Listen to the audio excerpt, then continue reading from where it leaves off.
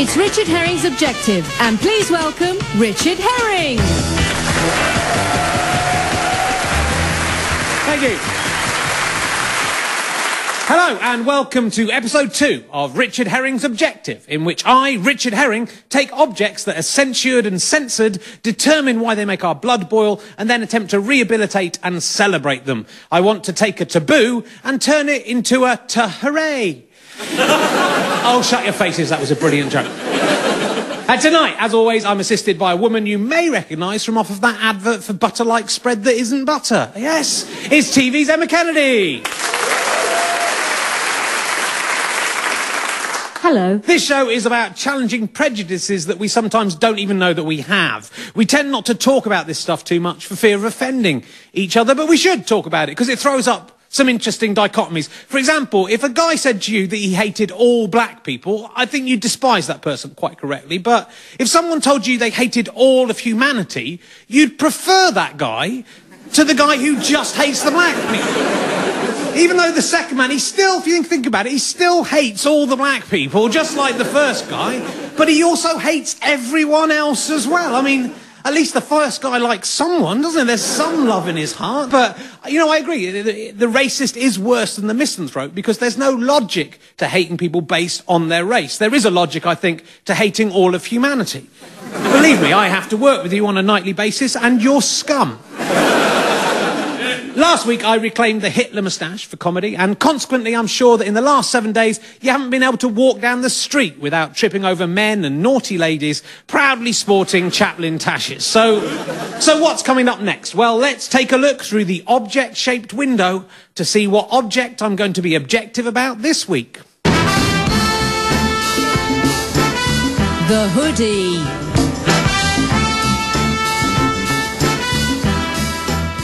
That's right.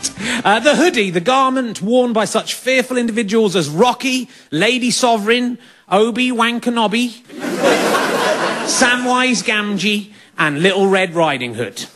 It's the most terrifying and offensive item of clothing known to mankind, or at least it was until Lady Gaga made that dress out of some raw bacon.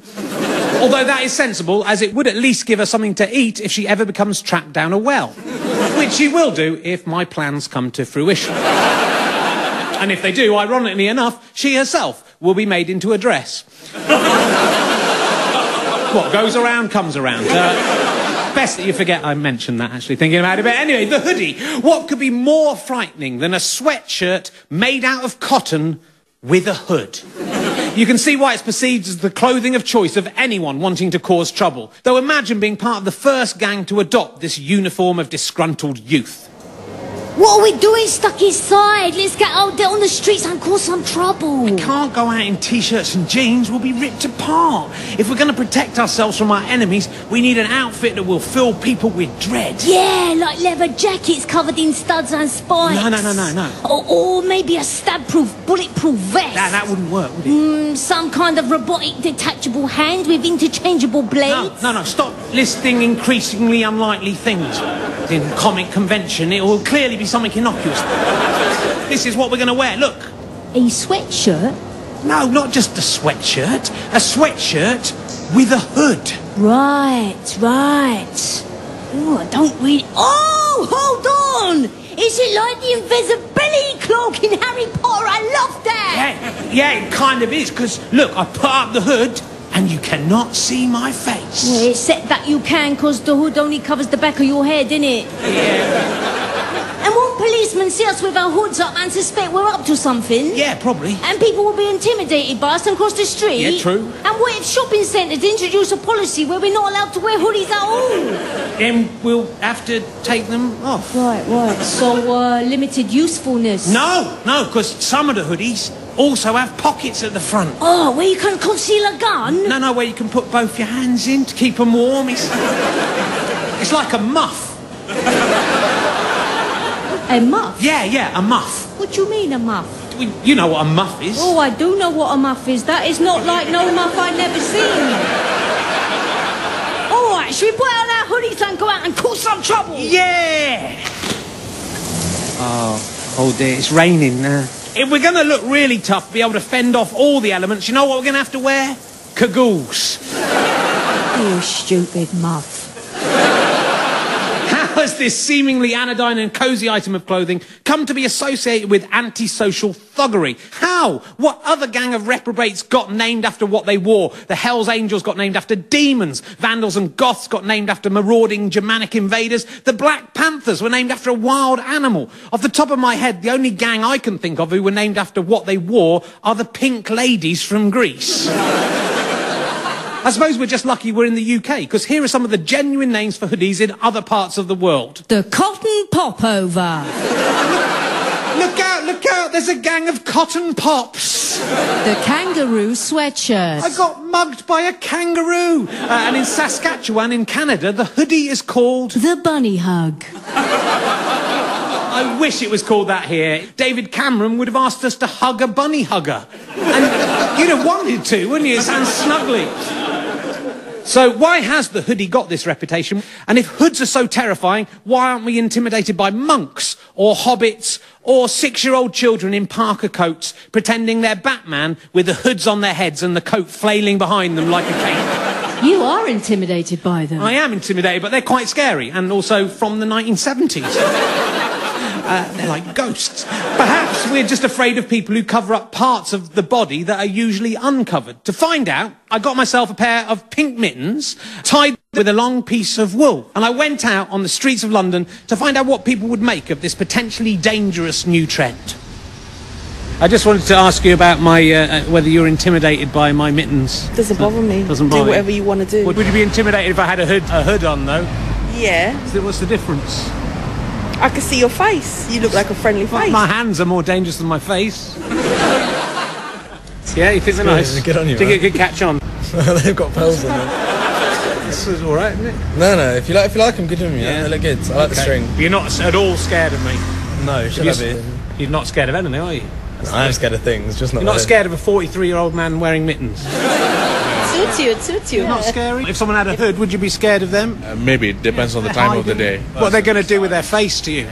You can headbutt. Yeah. They can do a start. Yeah. Not scared at all? I know I can take you on, so I'm not bothered.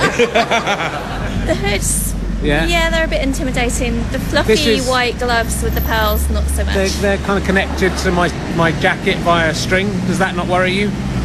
The worst you could do is tickle me with them. Yeah, I suppose. So you're not really afraid of wool at all? They're gorgeous. Are you at all intimidated by me wearing mittens? No, I think they're charming. If I had a hood, would you be more scared of that? No. No, nothing in wool can offend you? Embrace it. Okay, that's good. Well, thank you very much. Sure. I was flicking the bees behind there. It seems a grown man wearing mittens is of less concern to the world than a young person keeping their head warm with a hood. I would have thought the 43-year-old man would be more worrying in that case. But are our fears actually anything to do with the hood at all? This story, taken from the BBC News website from February 2006, suggests not. A supermarket has apologised to a 58-year-old teaching assistant who was asked by an overzealous security guard to remove her hooded top. We're sorry if this has made Mrs. Parncutt feel uncomfortable in any way. We will be speaking to our security staff to make sure this doesn't happen again. But hold on, that is reported like it's a kind of joke item. But if it's hoodies that's bad, then surely it's bad whoever is wearing it. But it's clear that the problem here isn't with the hoodie or with hoods at all. It's with who is wearing them. It's only a problem when it's worn by young people. Would this kind of prejudice be permitted towards any other group in society? It's dangerous logic, isn't it? A crime was committed by someone wearing a hood, therefore anyone wearing a hood is a criminal. Isn't that like being worried about being defrauded every time you see someone in a canoe? Because of that one canoeist who faked his own death, or thinking that every white-haired, glasses-wearing 45-year-old woman is liable to drop a cat into a wheelie bin.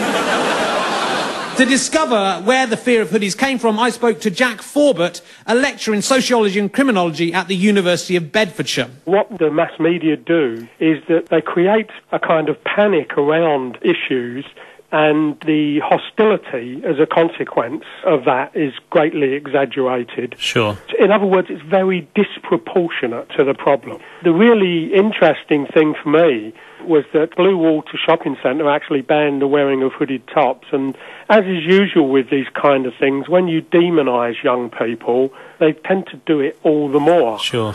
The actual irony of the whole situation was that in the weeks following the ban, sales of hooded tops in blue water shops actually went up. Yeah, it's almost as if Blue Water had come up with a publicity scheme in order... I'm sure they didn't do that, but what an amazing piece of publicity that would be. But what percentage of youngsters actually commit crime? Known young offenders commit about 10% of all crime. But when we get moral panics like this, the majority of the public actually think that they commit at least 40% of all crime. When you say what percentage of youngsters commit crime, well, what percentage of the population commits crime? I would say 100%. Right. We all commit crime. Yeah. Have you ever... I've done everything. I've got away with everything. I've done the lot. He's right. We all have committed crimes of some kind, whether it's speeding, taking stuff from hotel rooms that isn't actually ours, being dishonest about our tax returns. But only 1 in 10 crimes are committed by the young. So should we actually be 9 times more scared of older people? I know how easy it is to make these dangerous and incorrect judgments, because last year I myself was mugged by someone who would be called a hoodie. I was in Shepherd's Bush, where I've lived for the last 7.5 years. It was the middle of the day. There were hundreds of people around, and I was on my iPhone. I love my iPhone. It is the best thing in the world. I prefer it to any human being by miles. If my house was on fire, I would rescue my iPhone first. Then, if there was time, I'd go back and get my latte maker. If after that there was still some time, I might go back and rescue my girlfriend. I was just walking along when this guy cycles up behind me, deftly just grabs the phone out of my hand and cycles off. And I couldn't believe it. For a second, I didn't even know what had happened. I was confused. Then I saw him. I was like, no, not my iPhone. No, anything but my iPhone. I'd rather he'd ripped out my heart than taken my iPhone. I'd rather he'd waited until I'd had a baby, then come round to my house and flushed it down the toilet. I would. No, I would, because you can get a mechanical heart these days, can't you? You can just have sex with someone else, make a new baby. Where am I going to get a new iPhone from? It had all my solitaire statistics on it. You can't back those up. That's 400 hours of my life just gone. I might as well have just wasted them doing nothing. I tried to chase him, but he was too fast. He was on a bike. It was a young black guy, as it happened. He was in a hoodie. He was wearing a black beanie hat. And I have to tell you, the incident made me very upset. I was humiliated. I felt angry. I was formulating revenge for the rest of the day. I thought, the next phone I get, I'm going to put a remote control bomb in it. If anyone tries to steal it... And then I thought, no, wait, I'll craft an exact replica of an iPhone out of excrement. Okay, then walk around with that, just pretending I'm on the phone. Suddenly someone comes in, grabs it, be like, oh, no, why? Which, when you think about it, it's going to be quite a Pyrrhic victory, isn't it? The 3 months of walking around with a turd pressed to my ear, might not... But I felt scared. I'd never been a victim of crime in West London. It made me feel a bit odd and scared walking around. That night I was leaving the tube. It was quite late at night. There was a black guy walking towards me. Without thinking, just subconsciously, I just stepped to one side to give him a bit more room than I usually would. I realised what I'd done. I thought, oh my God, this is terrible. As having my iPhone stolen by a black man, has that made me racist against black people? This is awful. And then another black guy passed me, and again, I subconsciously gave him a bit more room. I thought, this is terrible, I'm a racist, this is the worst day of my life. Then there was this white guy cycling towards me on the pavement. You know what? I was scared of him as well. I just veered away. I thought, oh, thank God. I'm not a racist. This incident has made me hate all of humanity.